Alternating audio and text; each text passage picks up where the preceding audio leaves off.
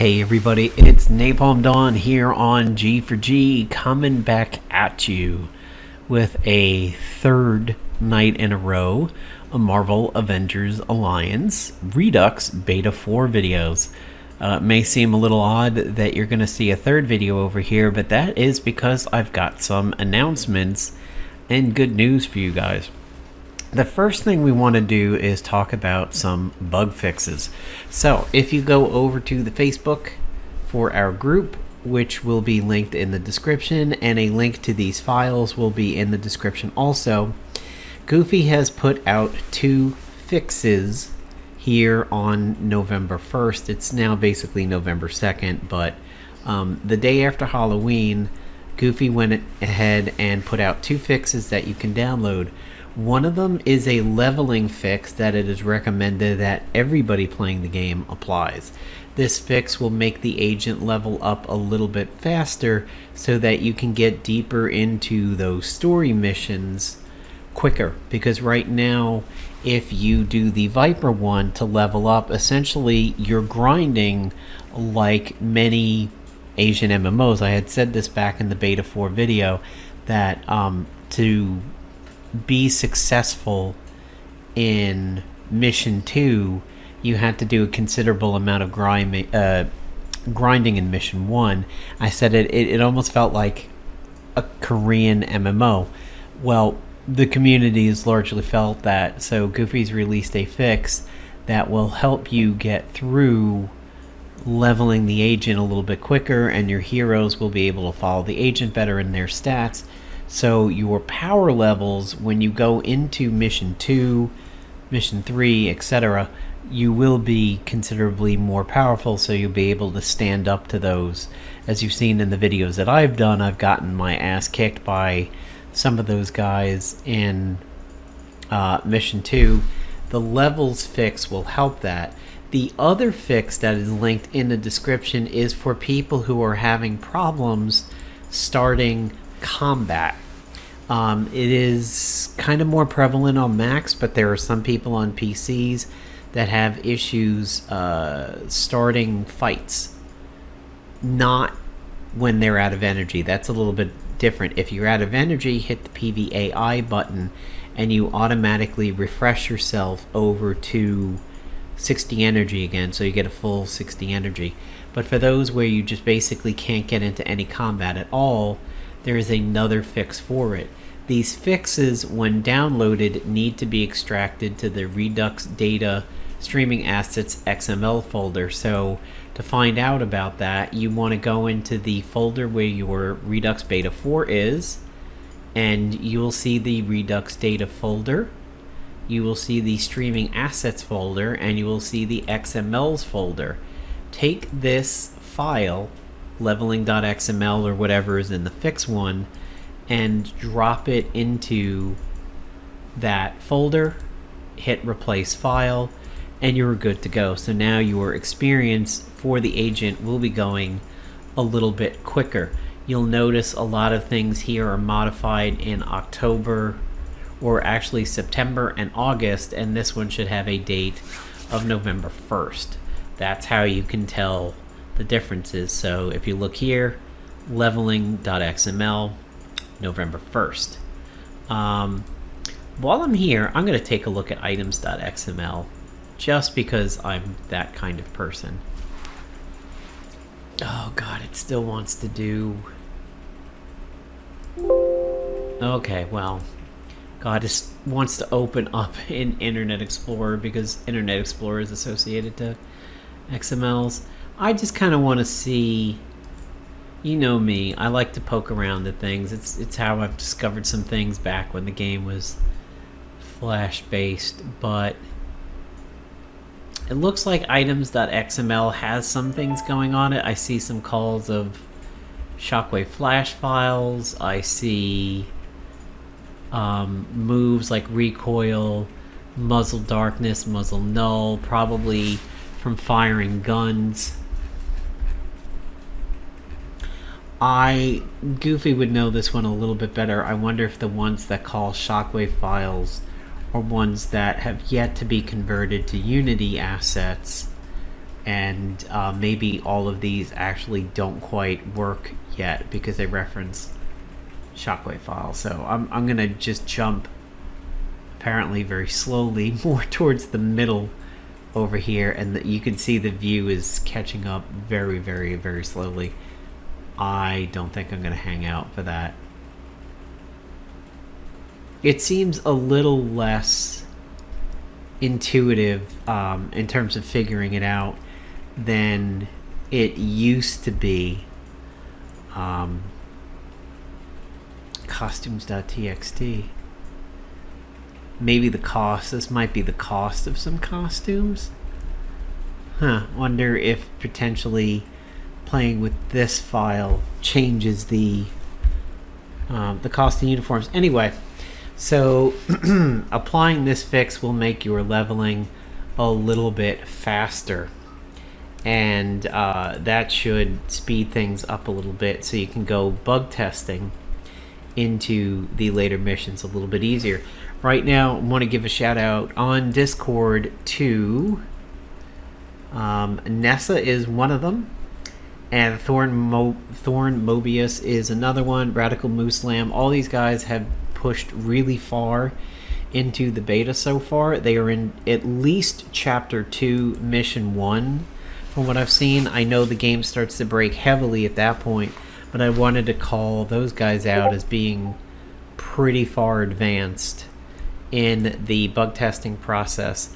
So for the announcements, we've got a whole lot of content that is going to drop when the game eventually gets into its release candidate, and we will see these characters getting added to the game. Some of them are uniforms, some of them are new characters. So first, we have Pyro coming in as a villain. Pyro sprite is going to look like that. Honestly, I'm legitimately floored, because when I look at this, other than maybe like some apocalypse tubing over here, maybe like some constrictor elements, I look at this and I cannot tell what the base is. And that's good, because this, you know, palette swaps from like Mortal Kombat, where Sub-Zero and Scorpion used to look basically identical. They were just different colors, and Melina and Katana and things like that. This clearly is not a slightly modified palette swap of somebody. This is just a legitimately awesome looking sprite, and we'll talk about the authors and artists behind all of these in just a little bit. We have Phoenix 5 Bishop, who will be coming in as either a blaster or a bruiser. The coloring on him is just amazing. I mean, this is a palette swap, but that is because it's a uniform for an existing character. Here we have a Horseman Domino, and it looks like maybe what she's holding in her hand is a Mercurial. She's got the cape now and some different coloring, and I have to tell you, when I scrolled down and saw this uniform from Molly Hayes over here, I pretty much teared up when I saw this, because if you've paid any attention to my videos back when the game was live, or even just casual conversations talking about the betas and alphas, Molly Hayes had been a favorite of mine for a long time. Hiroge Giant Fist, or Hafe, and Molly Hayes was one of my most favorite meta situations going on for PvP offense. I rode Hafe and Molly to Adamantium for several seasons, until first they nerfed Hafe a little bit, but I was still able to survive with him. But then when they changed stamina to be a big thing in PvP, her nearly infinite tantrum went bye-bye. But I've always had an extremely strong connection to Molly Hayes in this game because of her, the way she was situated with coffee and everything like that. It huge favorite of mine. So seeing this artwork for Molly just about had me pretty emotional. We've got a skin for Storm. Looks like a P5 skin going on over here. The Flaming Tiara is definitely a nice effect. She'll be coming in as a Tactician or Blaster. Molly Hayes is coming in as a Blaster or Bruiser. I conceptually have some issues with melee-based characters being blasters. You always tend to think of blasters literally as the word implies, like either guns or really energy-based weapons, or energy as their power, like a Captain Marvel. Blaster melee, like Age of Ultron Quicksilver, I never liked. I get into this a lot with friend of the channel, Darth Plato. We talk about Quicksilver and the Bisquick uniforms and the AOU uniforms and everything like that. I never liked Blaster Quicksilver. I thought it was completely stupid. I just generally don't agree with the concept behind melee blasters. It just is weird for me. But I would definitely play it because it's Molly Hayes. Now, Bruiser Scrapper is something that I think would be a little bit more fitting, but the team definitely has their reasons. We have a Horseman of War Sabertooth. He'll be a Bruiser or Scrapper. Seems pretty logical. Really love what they did on these sprites.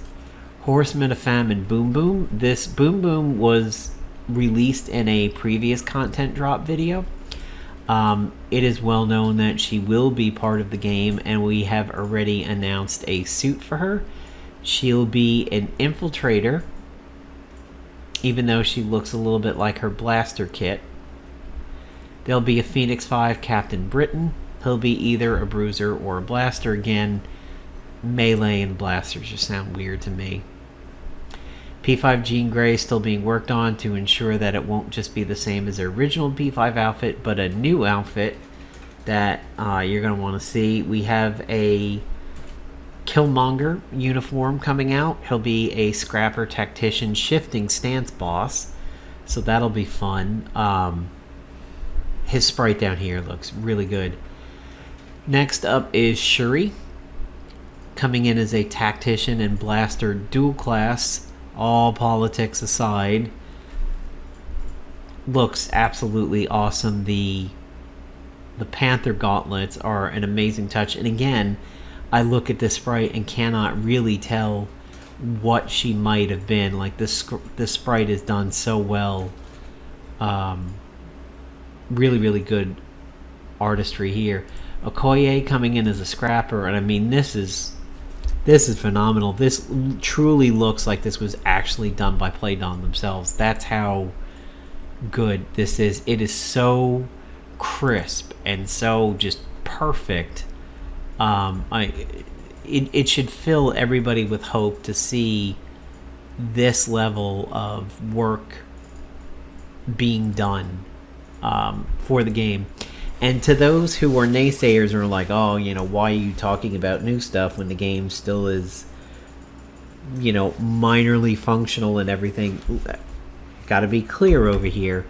The development team, and by development team I mean the story team, is different from the coding team.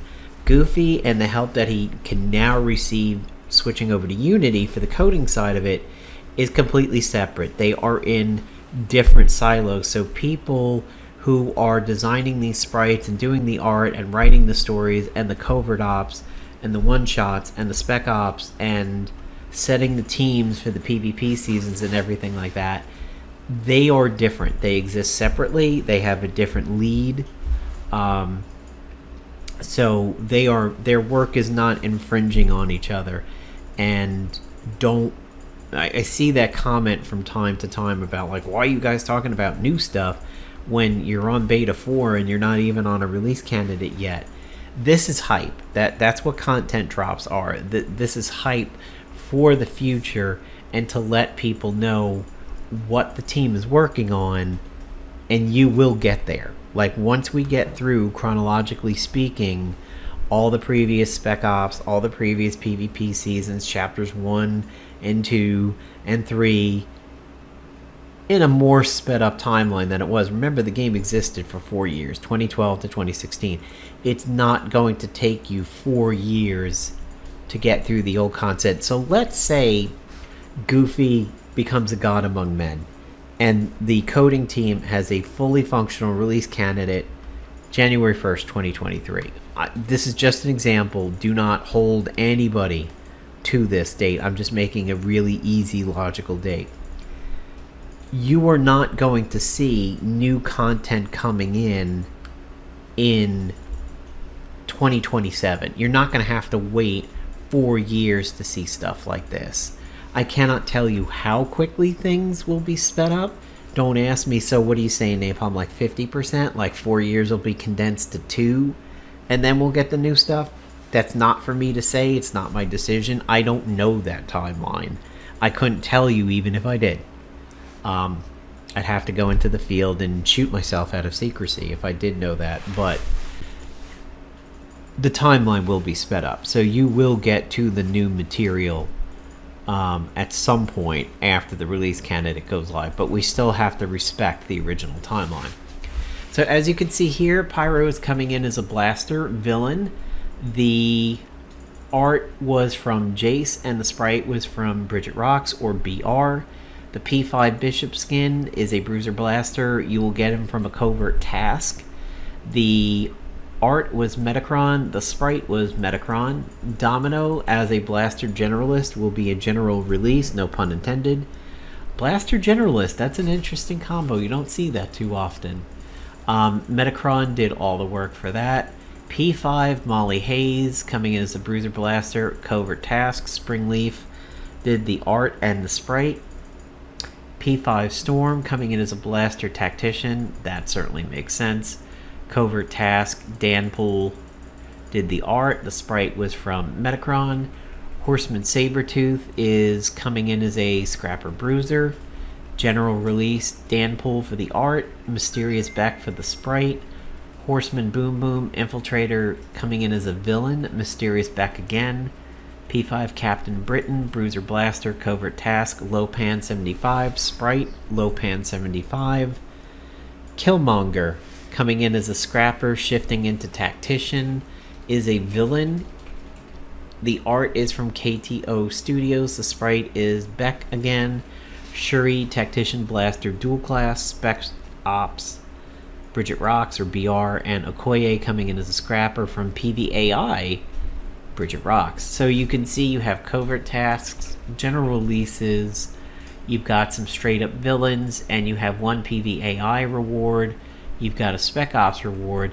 The only thing I'll say about this content drop is infiltrators are not particularly well represented, especially on the player side, but I'm not going to lose any sleep over that. To me, infiltrators, I was a tactician guy back in the day, mostly in PvP, so I sort of had a love-hate relationship going on with infiltrators.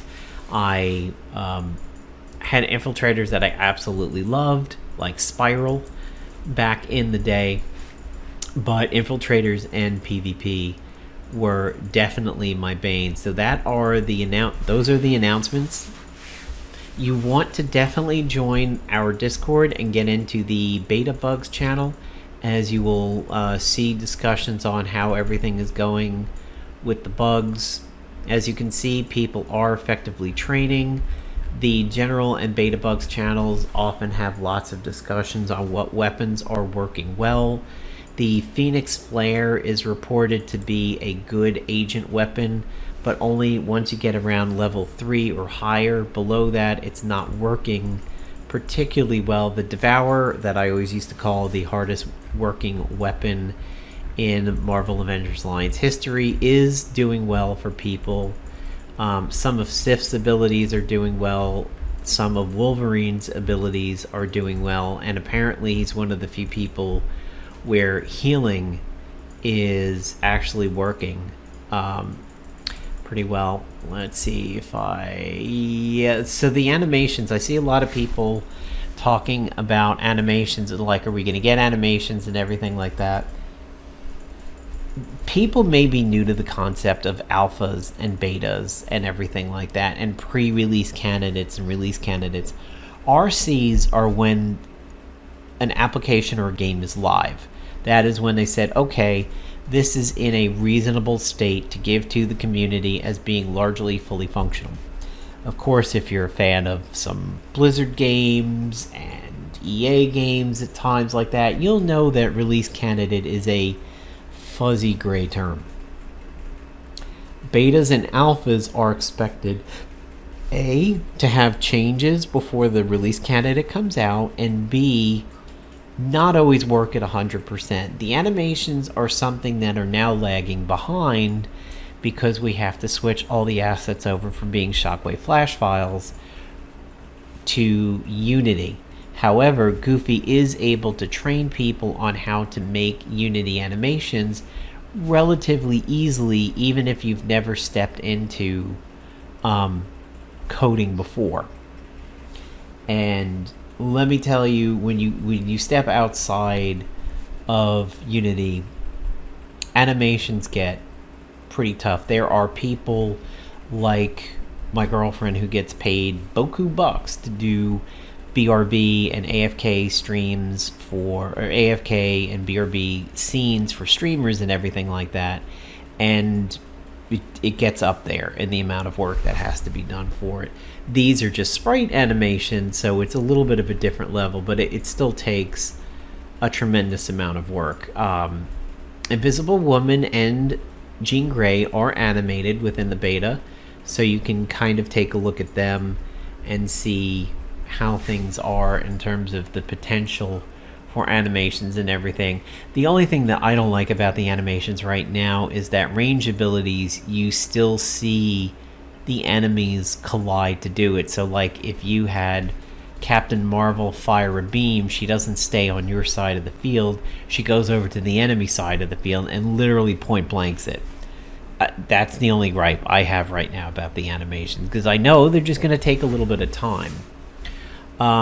Joseph, in a recent comment, had asked, would the saves carry over from beta 4 to any future betas? In other words, should I really go gung-ho in spending time leveling things only to get beta 5 or beta 6 or beta 7, whatever, and then lose all my work? Goofy has gone on record saying he's going to try from this point forward not to make the saves reset. Between betas 2 and 3, the code had changed so much, saves were not compatible, and you could see that in the files themselves. I saw that. The switch from 3 to 5 is it's nearly an entirely different game, switching from Flash to Unity. So your saves really were not going to carry over, as it's an old structure that was in place from 2 and 3. 2 and 3 were relatively compatible with each other. 3 and 4 are like apples and tractors. They don't work. But from going forward, now that the big switch has happened, from 4 to 5, you would probably see a high percentage of code being quite compatible. So, there you go, guys. There is the content drop that we have been authorized to talk about today. Absolutely killer sprite and artwork. You can see it all on the announcements channel here on Discord. All of it is amazing. I mean, when I say I pick a favorite in Molly Hayes, I'm not downing the artwork of anybody else over here. It's just I love Molly Hayes as a character. It has nothing to do with the quality of art from any of these. I was always really disappointed in Molly Hayes' representation in the Runaways show. I just expected more, but on the flip side, I thought Carolina Dean was done really well, and I need to watch more of Season 2 to see if Nico and the Staff of One is well represented, but I am just so thrilled to know that Molly is going to get a uniform. Just beyond happy. Shuri, I'll definitely, I don't care about her stance on things. If Shuri's playable, I will be playing Shuri, but yeah, she's a little bit of a lunatic, and this Okoye is just amazing. The artwork on a sprite, and you can see this, and you're like, somebody just ripped her out of the movie and made a sprite out of her. The uniform is really getting me over here. Like, I can look at the head and say, oh, that's a modified agent head, but the spear and the outfit is just so kick-ass. And for a lot of these, I can't really figure out what the base sprites are. Killmonger over here looks like he's like very blended in. The patterning on his skin makes him look like very kind of like jungle camo. I like the sprite a little bit more than the art, mostly just because the art is a little busy over there. But Boom Boom is, of course, an original work. Sabertooth, this is just killer art, killer sprite. Absolutely love these. Storm is done very well. I think maybe Molly's feet have some Ghost Rider in her, but I don't recognize the flame over here or the hat and the wings. Kind of reminds me of the Thor hat from Adventures in Babysitting. And Bishop looks phenomenal. I cannot wait to see him animated, to see if he has like a fire flare appear behind him like a lot of the P5 suits. And I mean, I'm floored by this pyro. This pyro sprite is just great. The gauntlets, I kind of want to think maybe Tampon Man. No, Shocker. I think I see a little bit of Shocker in Pyro, but it's still so well covered. It's like when you see series that do like tattoo covers up, and you can't see the older bad tattoos anymore. All you see is the new tattoo that the person's super happy with. That's what I think of when I see Pyro. Like, I can maybe see some Shocker gloves, but that's about it. Just phenomenal work from the art team over here. And yeah, so I hope you guys enjoy this video, catching you up on some of the content drops and also the state of play for the game. Thanks for checking out the video, everybody. See you later.